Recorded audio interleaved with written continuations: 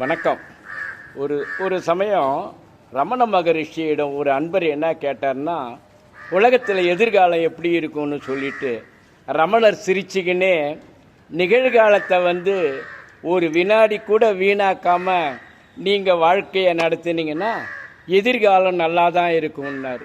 என்ன what does it மீன்னா, time conscious இருக்கணும், ஒரு நேரத்தையும் பார்த்து தான் செலவு பண்ணணும்னாரு.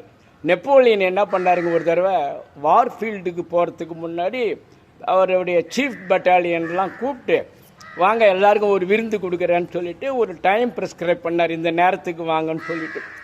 அந்த நேரத்தில் நெப்போலியன் வந்தார்.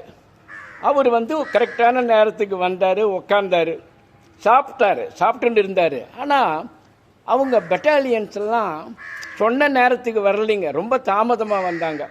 என்ன பண்ணார் தெரியுங்களா? குக்கை கூப்பிட்டாரு. நோ மீல்ஸ் டு தம், அவங்களுக்கு சாப்பாடு ஒன்றும் போடக்கூடாது அப்படின்னு சொன்னார்.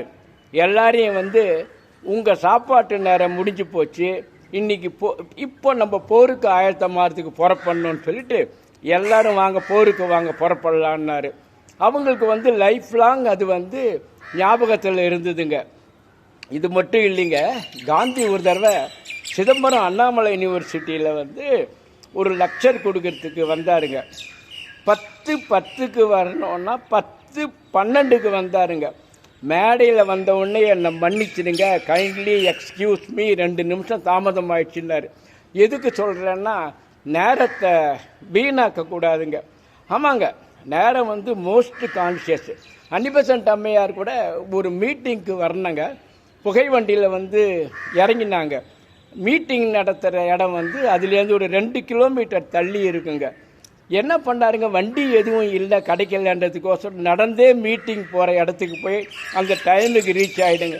பெரிய பெரிய மகானுங்க எல்லாருமே டைம் கான்ஷியஸ் பார்க்கும்போது எனக்கு நேரம் இல்லை அப்படின்னு நம்ம சொல்லக்கூடாதுங்க. ஒரு ஷெடியூல் போட்டு டைம் பிரகாரம் இருக்கணுங்க. நன்றி, வணக்கம். ஹர ஹர ஹர மகாதேவ்.